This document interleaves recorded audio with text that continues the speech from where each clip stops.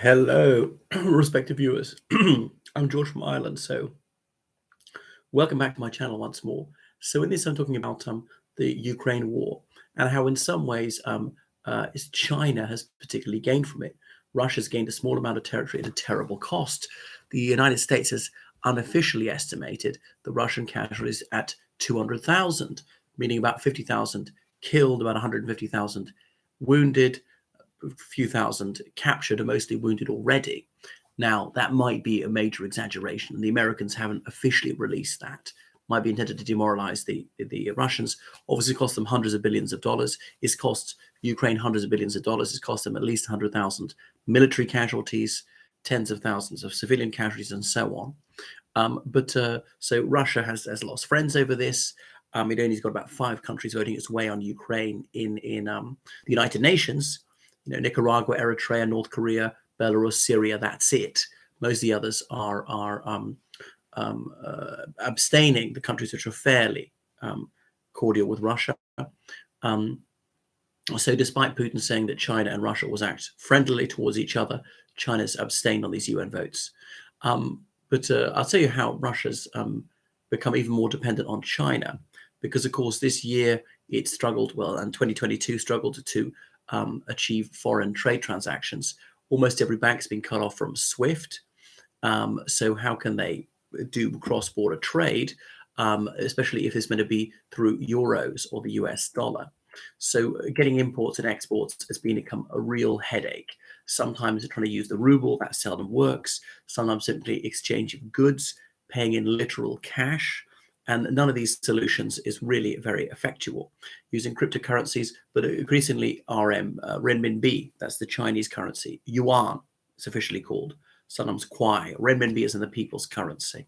So for about 10 years, Russia's been trying de-dollarization with limited success, trying to sanction-proof the economy, but it's not worked very well. It's worked somewhat.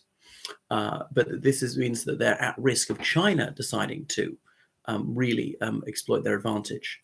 So the Central Bank of Russia doesn't want the country to rely on Western currencies, especially the greenback. So China's got a stronger position. The Russians really had to speed up their move away from the dollar.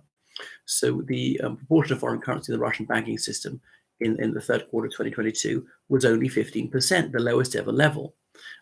So the dollar transactions have gone down from 52% of those on the Russian market to 35%.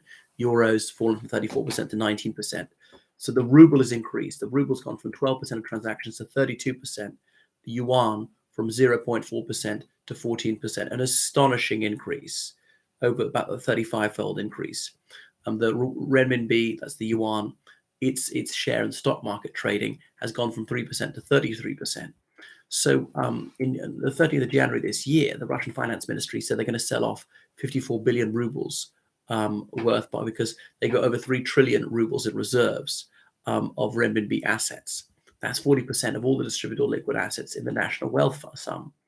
But anyway, so these figures are a little bit misleading because, of course, international trade has gone down. They're not buying so much abroad because they can't. The ruble is fairly high, partly because a lot of things they can't buy. So not a lot of currencies is leaving the country. They have difficulty sourcing various things needed for their industry, particularly for aviation. So they found various workarounds, importing sanctioned goods via third countries. And obviously Western countries really need to crack down on that. So the National Wealth Fund is now 60% renminbi. So these surplus oil and gas revenues in 2023 are going to be built up in renminbi. So the de-dollarization is continuing apace, but that's really yuanization. They're having to use the kwai more and more. That means the Chinese Communist Party and the People's Bank of China will hold the whip hand over Russia. Should relations between Beijing and Peking turn south, then Russia's going to suffer reserve losses and payments are going to be severely disrupted. So, and China is not necessarily friendly towards Russia. They regard Russia as just another Western imperialist power. Russia took a lot of land off them north of the Amur River in the late 19th century. China could easily move in, could take over the whole of Tajikistan, Russia's military ally. Russia's not going to come to their aid. Kyrgyzstan, which also borders China. Remember, Tajikistan has even given a section of its land to China, which hasn't even stopped China claiming even more. Then And China could take a lot of Kazakhstan, which is going to take the oil and gas fields.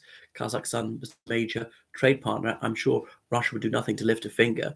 There's only one bridge across the Amur River between China and Russia. So the Chinese could take that. I mean, would you press a nuclear button on that one? I don't think so. Take a lot of the oil and gas. I know China's got severe population problems. Remember, their fertility rate is now 1.1, and there's really no way back from that. Other countries, including West and including Russia, are not far off from that. The population of China a century from now will be half of what it is at the moment.